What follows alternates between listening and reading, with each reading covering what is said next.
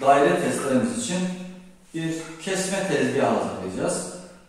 Koçtaş'tan uygun fiyatlı bir daire testere aldım. Onun için düzgün kesmek için bir daire testere tezgahı yapacağız. Bunun için malzemelerimiz alüminyum veya demir profiller olabilir. Tezgah üzerinde daire testeremizin rahatça akıp gitmesini sağlaması için pürüzsüz olmalı. 8-12 mm kalınlıklarda kontraplak ihtiyacımız var. Yeterli miktarda vida ve yapıştırıcımız olması gerekiyor. Hazırsanız başlayalım.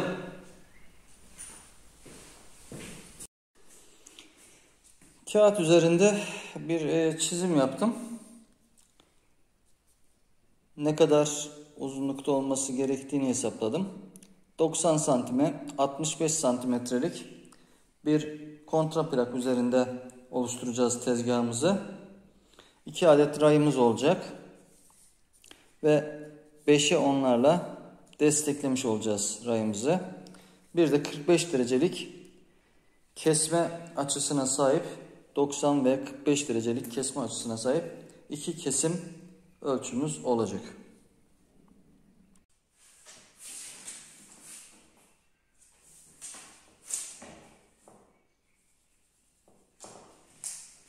Santime 1 metre yapacağım.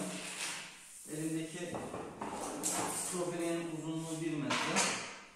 Kesmek istemiyorum onu.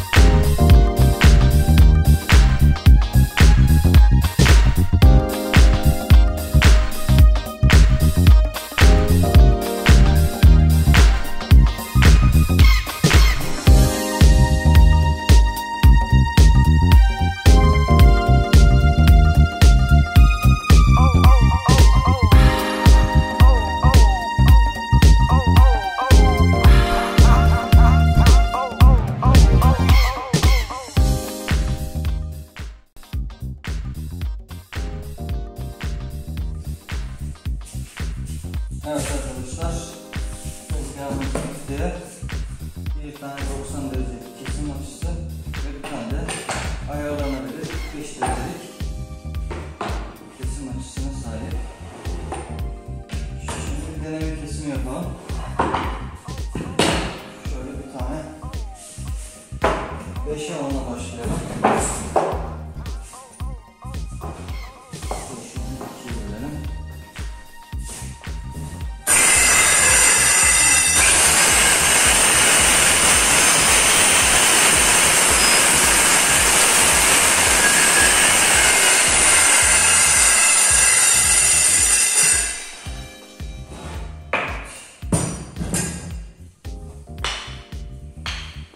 Güzel bir kesim oldu. Bir tane de 45 derecelik keselim.